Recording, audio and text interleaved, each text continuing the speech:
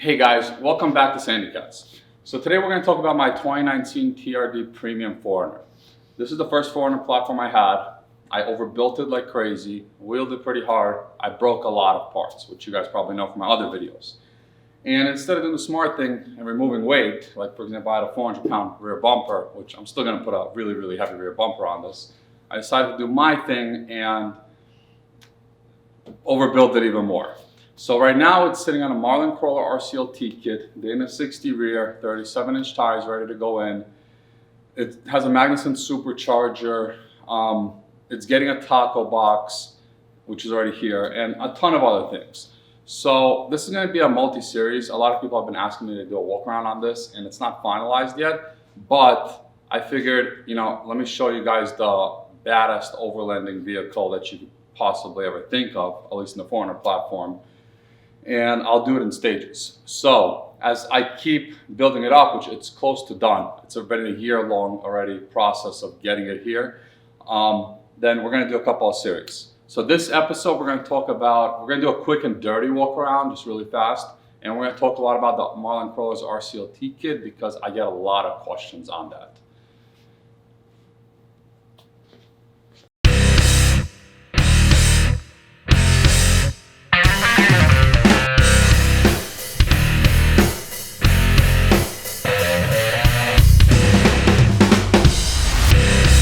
So first, let's discuss what's under the hood really fast. That's a Magnuson supercharger.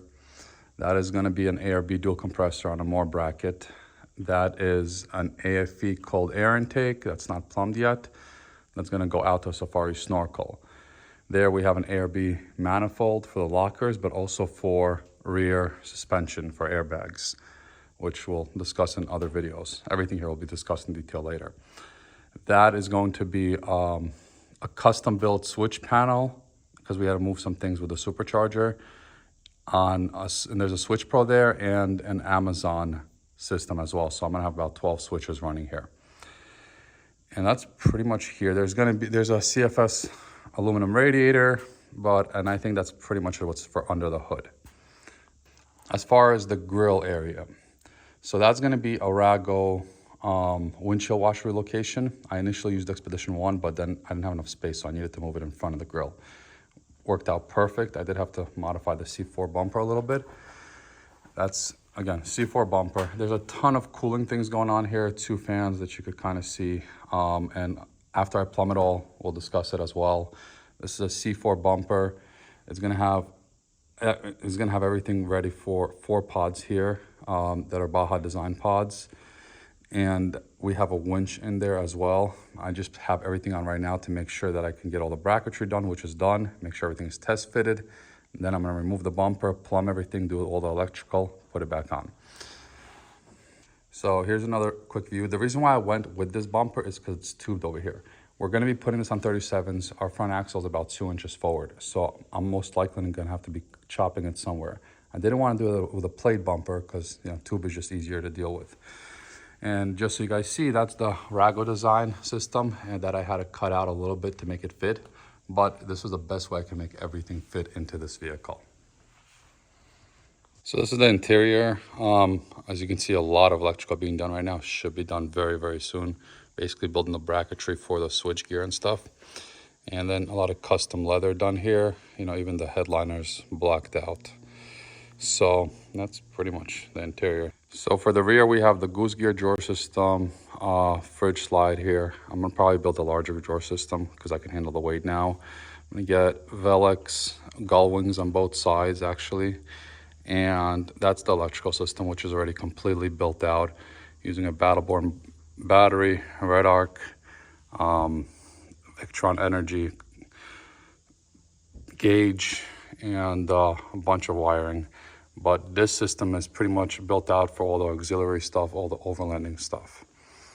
And then underneath in the rear, that's going to be an East Coast Gear Supply Dana 60, which I plan to trim a little bit off the bottom because it's kind of low on 37's. I also plan on cutting off the low-hanging shock mounts on the bottom, raising them up a couple of inches.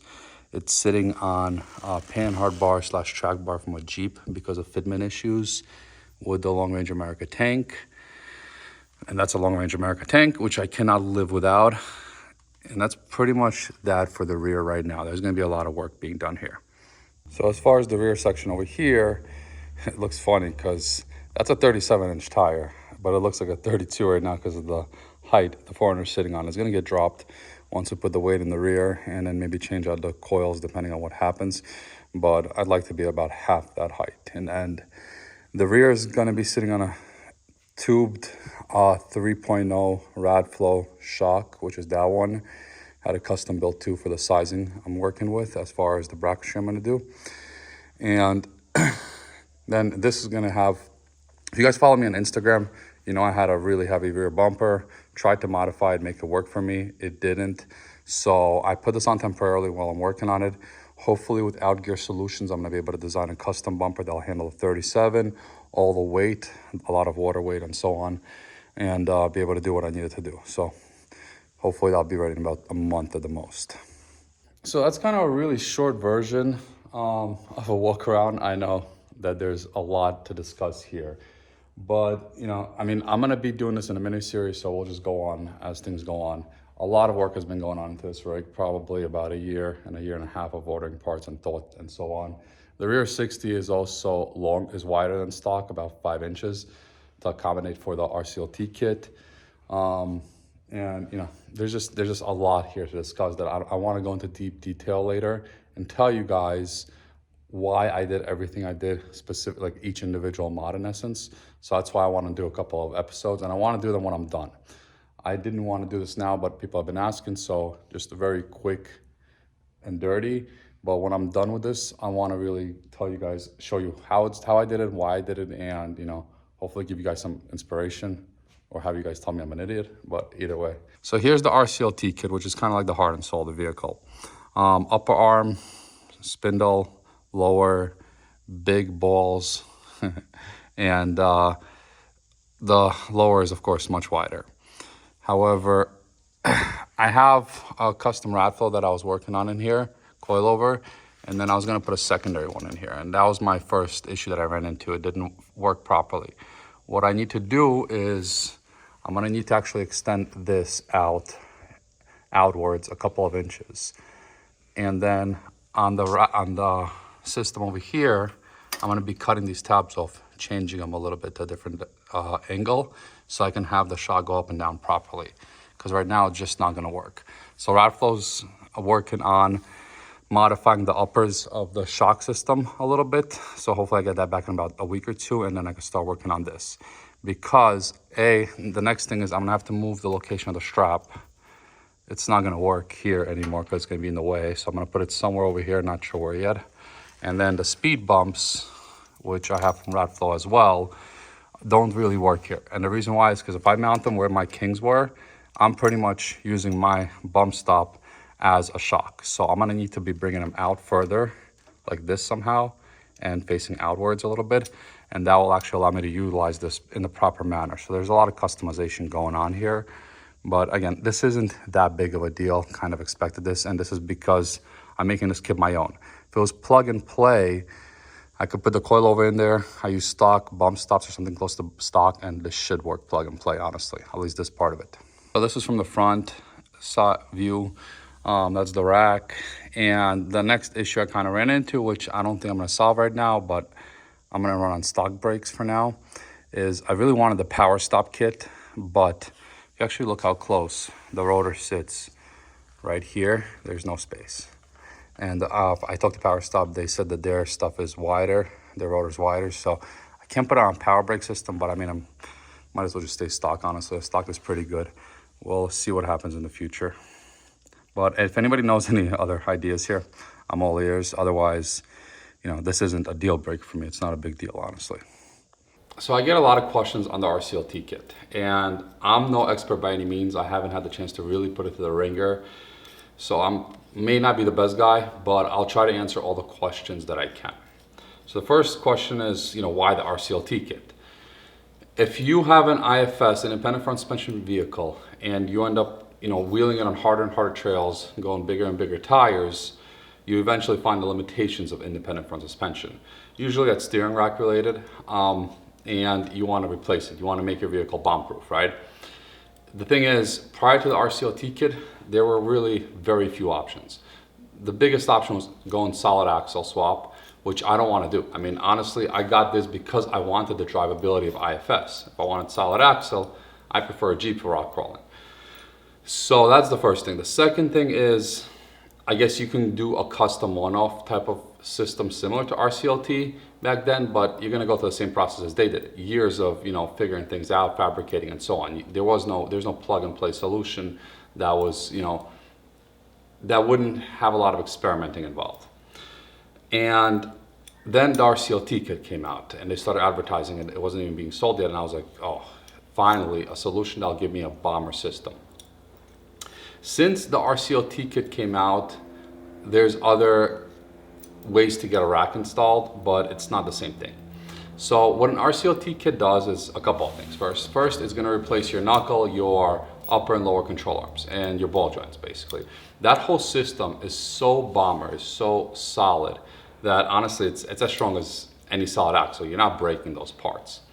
Second thing is, it's going to replace your steering rack, which really is in tie rods, which a lot of you guys probably, that's why you start looking for an RCLT kit. And the thing is, the way they position all that and the way that it works with their knuckle, the tie rod goes into the knuckle and so on, is very, very thought out. There's a lot of geometry involved that, you know, people don't take into consideration, including myself. There's a lot of geometry involved in that makes your steering work perfect, right? If you just go get an LC200 kit or a Tundra rack, they're usually made for wider vehicles, and there's everybody that's doing those kits, or a lot of people that I hear, at least on the forums and in person, are having various minor little issues, steering related, bump steer, lack of turning radius, whatever. It also requires a lot of fabrication because it's not a kit, right? You're putting on a rack to try to get it to work with this specific knuckle or this system or whatever. Whereas the RCLT kit, it's an all-encompassed kit. It's done. Closest thing you can get to a bolt-on system that, you know, has been tested with the ringer and should be bulletproof. And that's kind of where the RCLT kit supersedes, right? All that thought is done for you. And the way they positioned their, you know, tie rod ends on the knuckle, for example, if you actually look at it and think about it, that's why I think you get a little bit of maybe even better turning radius with the 4Runner versus other kits, the way they position their system. So very, very impressed with all that. So the other things with the RCLT kit is it gives you a wider stance, which, you know, most other long arm kits do. And with the wider stance, you get more down travel, not as much as a solid axle, but substantially more down travel. It also moves your tires forward about 2 inches. By moving your tires forward 2 inches, now with like a 35-inch tire, you don't even have to do a BMC. 37-inch tires now are much, much easier to fit in the 4Runner. We're gonna see how, you know, because I'm gonna be doing some trimming for it, but it should be 100 times easier. So when RCLT went on their, you know, online live for buying, whatever you want to call it, pre-sale, I don't know, I was probably one of the first people that bought it, probably top 3. I think I bought it the first hour that they went live online. I got it, I bought the Ultimate RCV axles, and I started working on getting some custom Radflow stuff. And I think I waited about 6 months for it. At the time, I did not have the shop. And the instructions said that it's, you know, fairly DIY type of system that required minimal fabrication, very minor amount of welding, and it was like 35 hours or something of install time.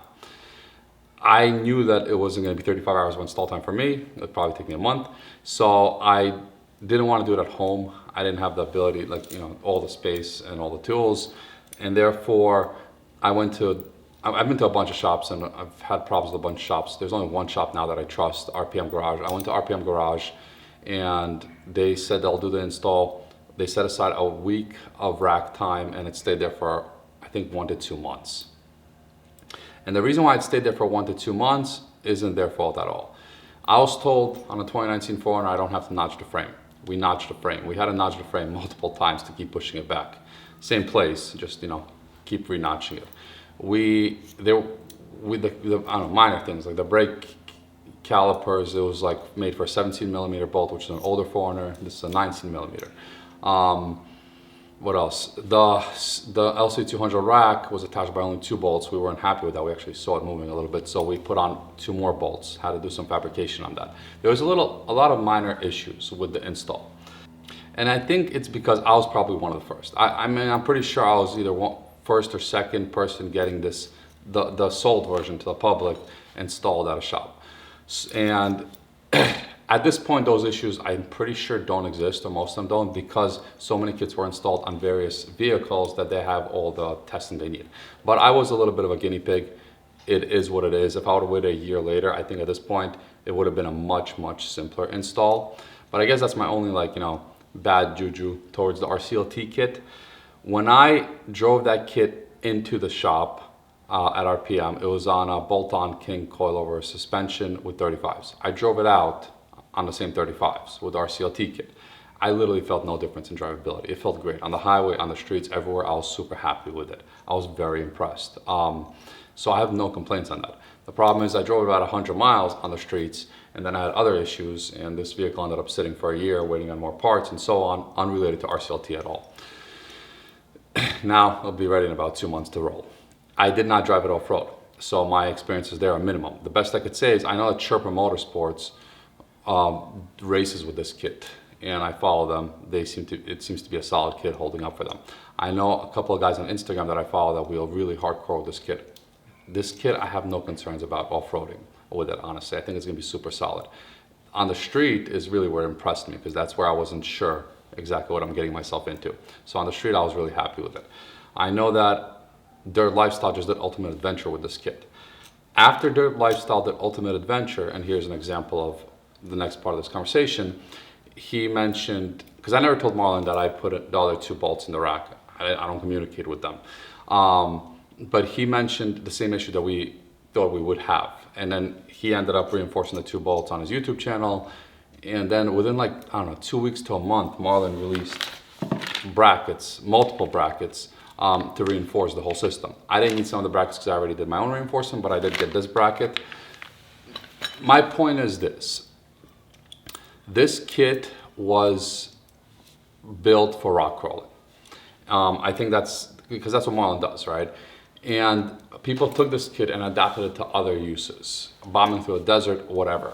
And Marlon maybe didn't think about all those uses initially, but the second people started doing that and giving feedback, they really adapted it to all those uses. And now if you go on their website, if you go on their instructions, whatever, they tell you the recommendations for almost every type of use, honestly. From the point of, like, the straps, they send this attachment for the strap with, like, a steel, and they tell you, hey, if you're gonna bomb this to the desert, get chromoly. You should get chromoly. But the point is that they really are on top of it. The way they're treating their customers, and they also have, like, a forum where people are sharing information. The way they're treating their customers and the way they're taking all that feedback and adapting it, I am very, very happy with this kit now. You know, I maybe had a little bit of a bad taste in my mouth for the install part, but again, I was one of the first. But since then, the way I see that all the information they're giving out, I am super happy with it, to the point where, yes, I could recommend this all day long to anybody, because not only because it's a killer kit, that there really is nothing like it, honestly. Once you see it, once you really get to know it, you'll understand there's nothing like it. But because Marlon is really, you know, being standoffish with their customer service, in essence. So I have no concern at all that if an issue ever arises, they'll be there to get my back. At least that's how I feel. The only other thing that I could say about this kit, really, and that I should mention, is even now, today, if you know, you look at the instructions, you look at everything, can I knock this kit out of my shop myself? Yes, I can. I mean, right now I have the clamshell out. I have the RCV axle out. I'm kind of staring at everything down there to understand exactly every single component of this kit. Also, so I could, you know, do more reinforcement on the rack.